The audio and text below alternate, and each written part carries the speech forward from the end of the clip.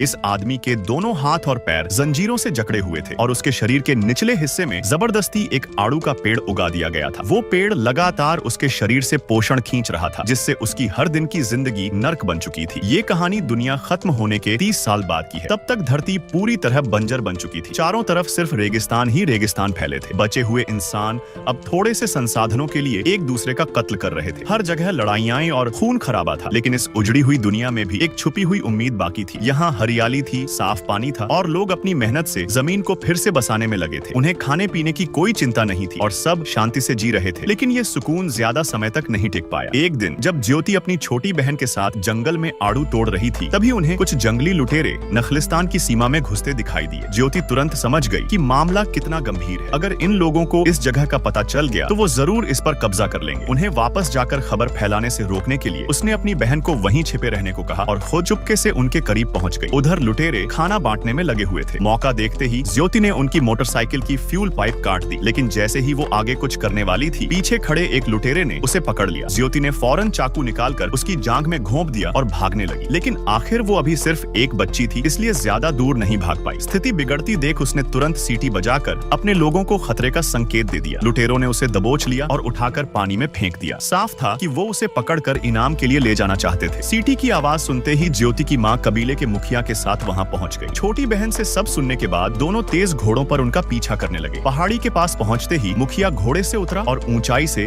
Sniper चलाकर एक लुटेरे को वहीं ढेर कर दिया। इस दुनिया में अब मोटरसाइकिल बेहद दुर्लभ चीज बन चुकी थी। हालात बिगड़ते देख एक लुटेरा तुरंत बाइक लेकर भाग निकला। उसी समय ज्योति की माँ भी उनके करीब पहुँच चुकी थी। उसने उस आदमी को मार गिराया और खुद बाइक पर सवार हो गई। बाइक देखकर वो भी हैरान रह गई। ये साफ था कि ये चोरी की मोटरसाइकिल थी। उसने मुखिया से कहा कि वो कबीले में वापस लौट जाए, जबकि वो अकेले जाकर ज्योति को बचाएगी। इधर लुटेरों को भी समझ आ चुका था कि उनका पीछा करने वाला कोई बेहद खतरनाक इंसान है, इसलिए उन्होंने पूरी रफ्तार से भागना शुरू कर दिया। लेकिन अगले ही पल सबसे पीछे भाग रहे आदमी के सिर में गोली लगती है।